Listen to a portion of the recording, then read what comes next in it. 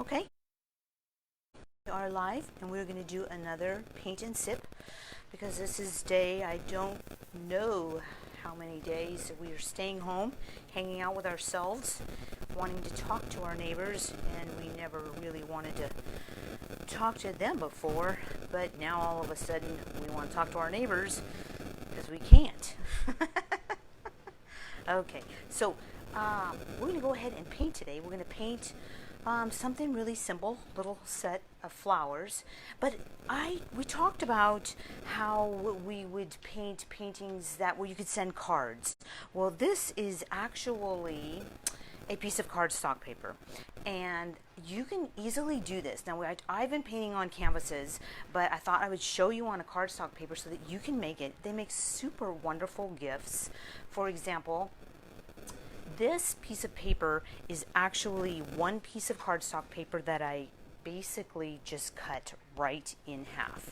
Just cut it right in half. Super simple to do. Cut it in half, fold it in half. Now I went ahead and took this piece, I went ahead and took this piece and taped it all the way down, and I ripped it just a little bit. I can still use it by flipping it over, but if you just tape the corners, down. This is actually taped to a ceramic tile. This is a big tile that I made of another painting that I did, and I can't really do anything with it because I put some scratches in it. I shouldn't have done that, but party time, yeah. Hello, Chad, and Tiffany, and Marie, and Carrie. Thank you for watching. Okay, so we're painting a small card. Now you want to make sure that the card actually fits into whatever envelope you have sitting around. I guarantee you in some drawer somewhere there's a card you could cut in half, and you want to make sure it fits inside, so it has to have that snug effect, so that when you close it, because you can send it to someone when you're done. Send it to your mom. It's like birthday all of a sudden. I guarantee your mom will totally keep it and be like, look at hi Holly, and look at how cool it is. So we can make a card. We tape it to something. We only want to tape just the corners, and if they rip a little bit, you can just tell people when you send them their card that, hey, it's a new look. It's the chic thing to have a ripped edged card. Okay, so let's get started on our painting. First of all, I'm going to start off with some flat brushes. You can totally get them wet a little bit, but now, because we are not painting on canvas, we're painting on basically a piece of paper. You could do it on a piece of paper, but you have to be really careful to keep it super dry. You don't want it super wet, because what happens is the paper buckles when it wets. And if it buckles too much, I'll show you this one. Look at, I did another one, and you can see the paper's kind of buckled a little bit, but also that gives it sort of an authentic look. Don't you think that looks like a real painting? I mean, it is a real painting, but when somebody gets it in the mail, they're going to be like, dude, I'm so keeping that forever. And then you can write on the inside whatever you want to write, like, hey, neighbor, I'm so glad to know you. Okay, here we go. So let's start off by painting in a little bit of a see how it got a little bit watery? A little bit watery. You want to keep it a little bit dry. We're going to actually describe an area where we're going to, let's just put a little cup. Super simple, a little box, line of horizon. Now let's paint in the background. Now I'm going a little bit towards that edge. If I leave a little bit of the edge white, that's going to be just fine. Now that is really, I dried it out as best I could. I'm putting pure blue right back on. Look at how rich and thick and chocolate. Oh, that's so pretty. So pretty. That's a phthalo blue. Phthalo blue. So pretty. Now we're on cardstock paper. You don't have to use cardstock if you don't have any. You probably do in some drawer somewhere. Just thicker paper, or even just a piece of cardboard or foam or something. Fun stuff. I'm just painting on this so that you can see that you don't have to paint on canvas. And this has turned out so pretty. You'll be like, dude, I'm a rock star. I painted so pretty. Look at that. It's already starting to dry because the paper gets dry from the air really quick, a lot faster than a canvas would. Okay, so now we have a really super pretty blue background. We're going to let that dry. You can see a slight sheen. When you stop seeing the sheen, you'll know it's dry enough. So we're just going to sort of move away from that area for just a second, and we're going to focus on this foreground, this area right below it. This area is actually closer to the viewer, closer to us than this area, which is further away. Okay, so we'll just add a little bit of, say, beautiful yellow. This is just a straight cad yellow. Any pretty yellow will do. Now, I'm going to want to add a little bit of a shadow somewhere because I know that there's always a shadow. Sometimes there's always a shadow, and the shadow actually helps ground things. So I'm going to leave a space for shadow. I have that little bit of a yellow on there. This little space over here, this looks great for a shadow. I can suck it up more with that yellow if I want. But in the meantime, I'm gonna, since that yellow is already on there and still wet, the blue's drying too, I'm gonna add a little tiny bit of that brown. Just a little bit of sienna brown. It's like a red brown. I'm gonna just mix it up. We're trying to get the colors to have a little bit of bounce. We want the middle color to be the medium color. The bottom is going to be the darkest, and we're going to have the lightest on the top. In order to get the lightest, I'm just going to touch the white, little tiny bit of white on my brush. So we couldn't paint because all my paint and sip classes are on hold. Nobody can do anything, so I thought, you know what, I'm just going to paint anyway, and you guys can just grab your stuff and paint right at home with me. You'd be like, oh, dude, I feel so much better now that I painted. I can do anything. I can watch the next TV show. Yeah, I did something in between shows. Okay, so now we have that beautiful yellow. We're going to go right back to that shadow.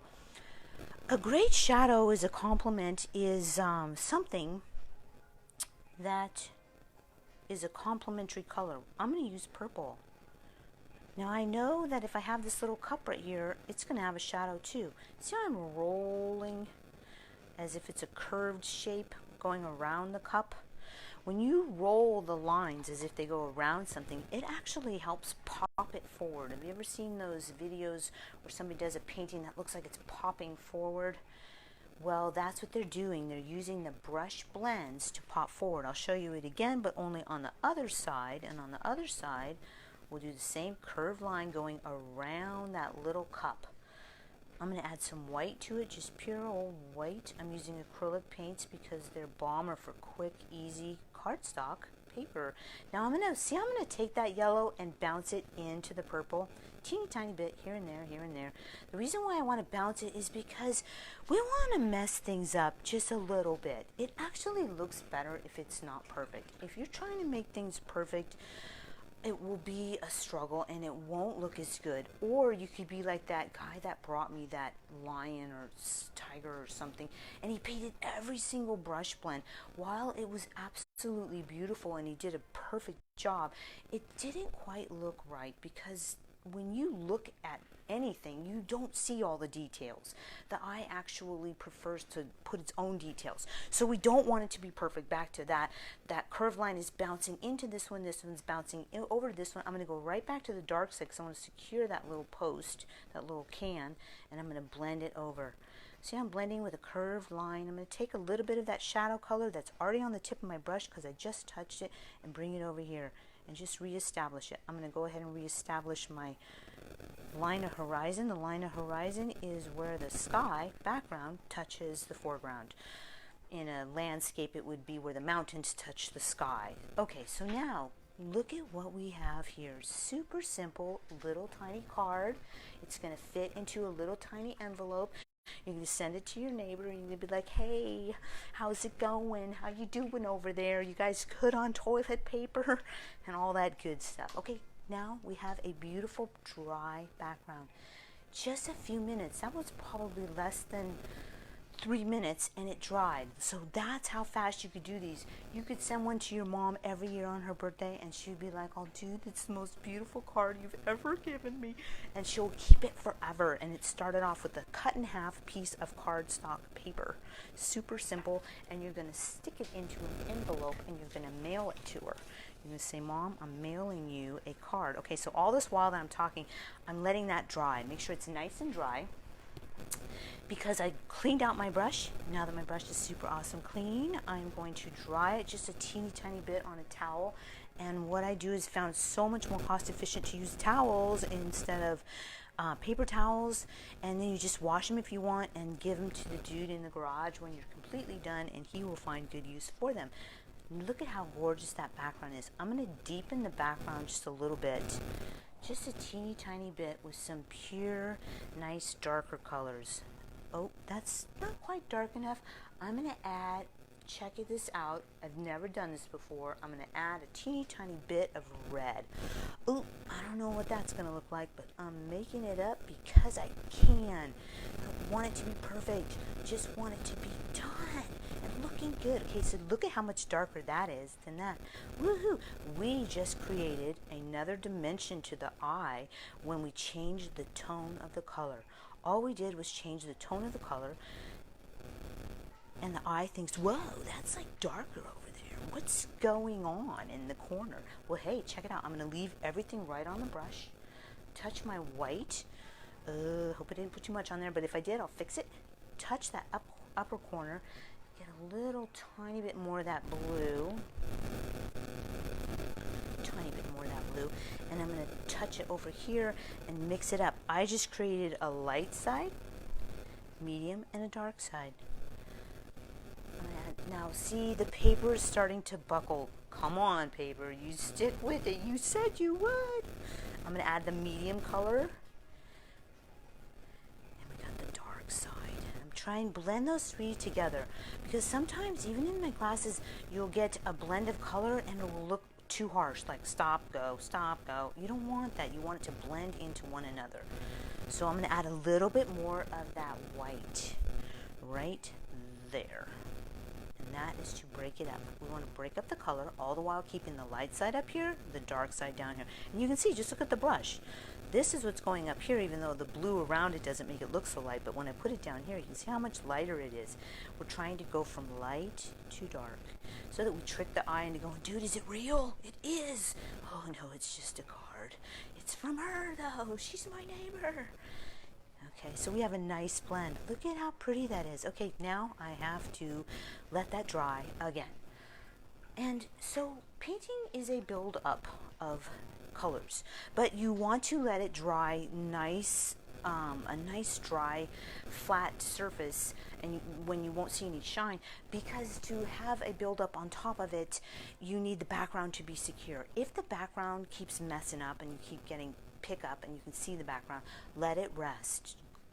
Literally, I have to move myself to another part of the painting, so I usually go to the other puzzle piece, one of the other puzzle pieces, which would be this one or the cup, but I have to leave it alone for a minute. I can't work on it. Once I stop working on it, I have to step away from it, work on another piece, and then while I'm focusing on that one will be drying. All the while, know that in just a minute, it will be ready to work on again.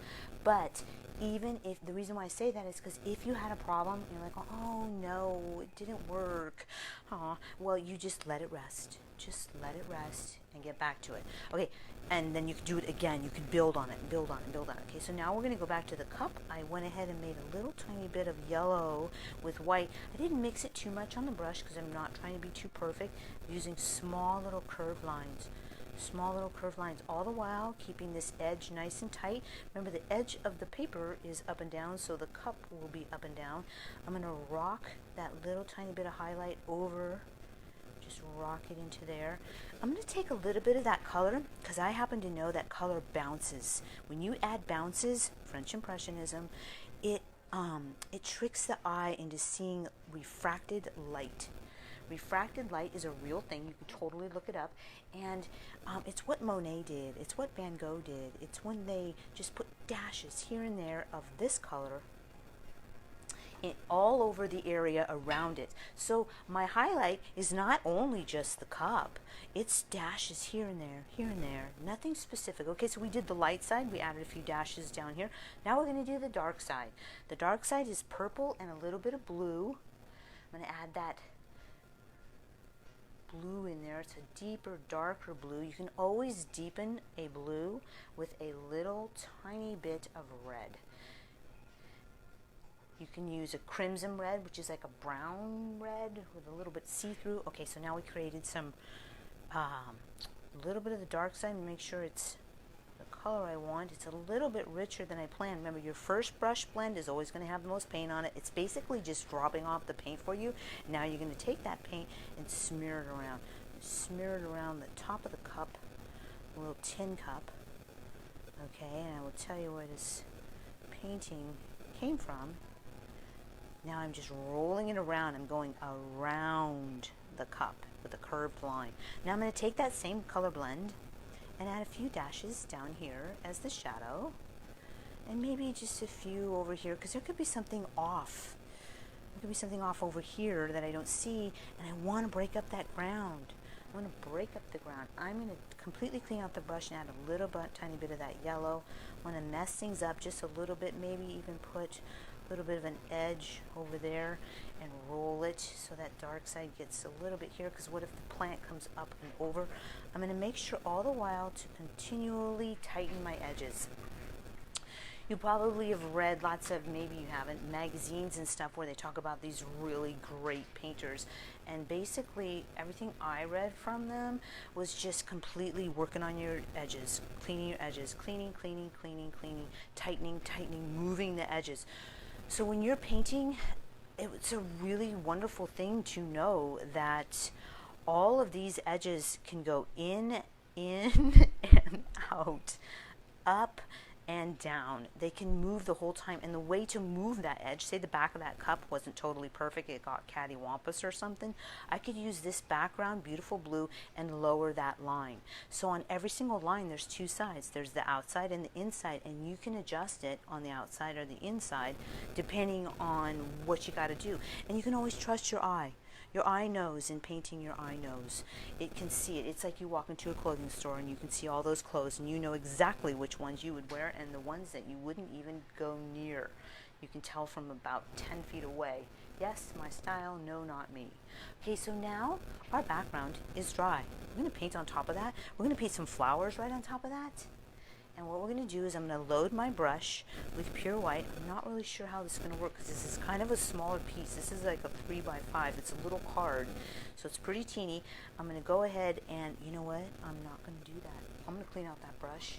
And I'm going to do one other thing before I do that. Because it's such a small area, I want to make sure I get my spacing right. So to make it super easy, remember we're all about easy because it's supposed to be fun. If I have to take it too serious, I don't want to do it anymore. So what I'm going to do is I'm going to make a little tiny blend of a little tiny bit of yellow. You see that little tiny bit of yellow? I am going to put some flower centers on here first. Let's just add some flower centers. Dot, dot. They're just randomly spaced dots. Randomly spaced dots. But I'm going to put them in a streak like this. Check it out. See what happens. Okay. Here we go. Now that we have some centers, because it's a smaller area, and I want to make sure that whatever I'm putting on my canvas is going to fit. It would be a bummer if I wanted to draw my kitty and just his ear fit. You're like, oh dude, I should have saved room for the head. But that's okay. This way you can get more specific centers of the flower, describe the area that it's going to go, so you're saving the space. Now I'm going to go right back to that white. I put it right back into my brush. See, I cleaned out my brush, I put a little bit of white. A lot of times will touch my brush to a towel to soak out any extra water, and let's make some petals. Okay. Oops, I just dropped off a dot of water. I can see it right there. Maybe you can't see it. Okay, now I go back to every single flower using my center as my guide. I'm going to go 1, 2, 3, 4. It might be easier to go from outside to the inside or from inside to the out. Everybody is super different because we're all individuals, and everybody's brush blend is just like a thumbprint, a fingerprint. So you're super lucky in that way. You can try. There's another one. I'm going to go 1, 2, 3, 4. There's another flower. Woo, looking good, Mom. And now look at this one is a little bit close to this one, so I'm just going to put it on top. There is always layering in art. When you add layering, it makes things look so much more real because it tricks the eye into seeing distance. We'll just go 1, 2, 3, 4. That flower is closer to me than that flower, so that flower is overlapping that one. Now let's pick another one. This one. 1, 2, 3, 4.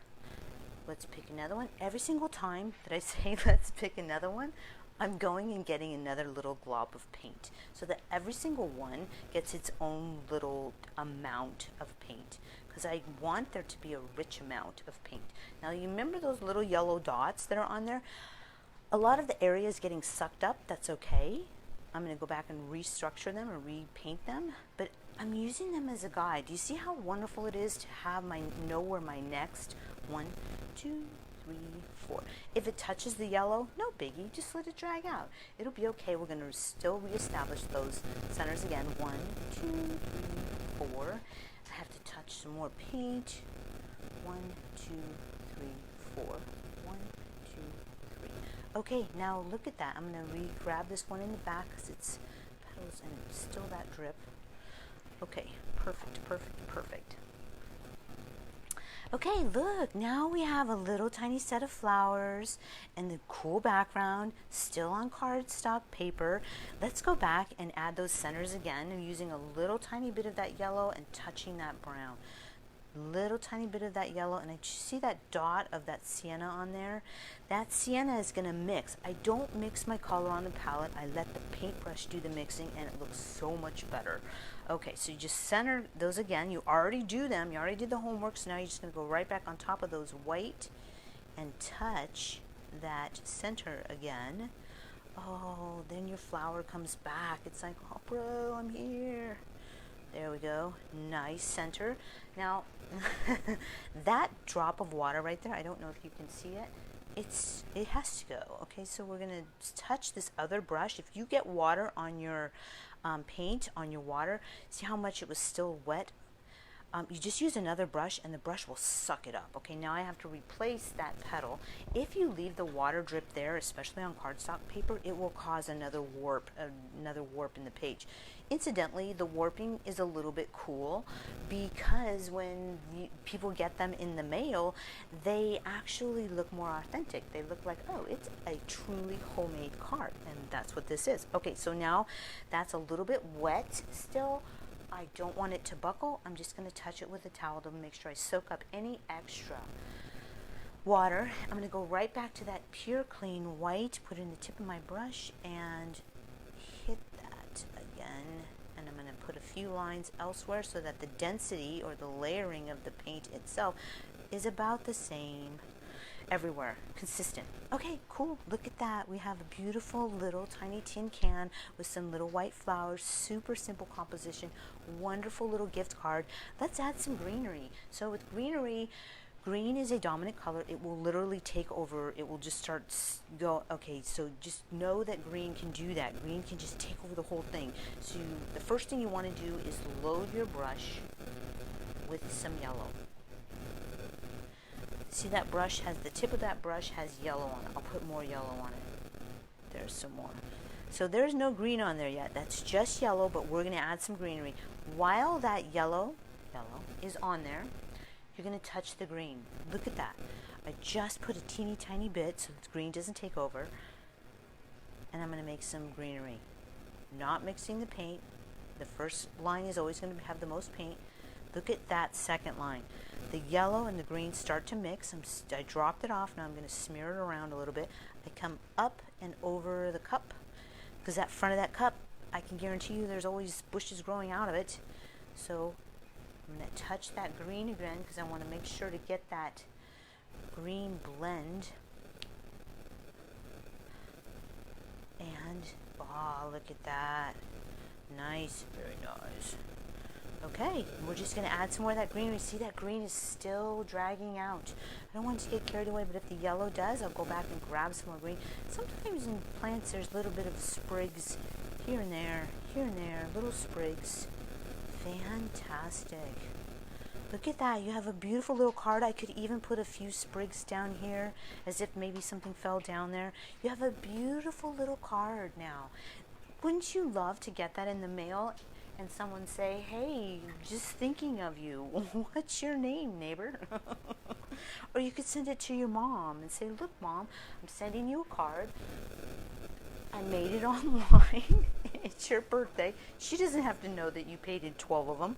And you did it with cardstock paper. You got an envelope and you're going to stick it in that envelope and you're going to mail it to her and you're going to say, you know what, today is your lucky day because you got a card, a homemade card, because I love you. Well, thank you all so much for watching. This has been a blast. Hopefully it wasn't as long as the last one, but with a pretty easy composition. You can make your own homemade cards and they make super great gifts. I promise you, my mom has the very first card that I ever made. She still has it. I kind of want it back now. It's pretty. But anyway, you guys have a wonderful day and thank you so, so, so much for watching.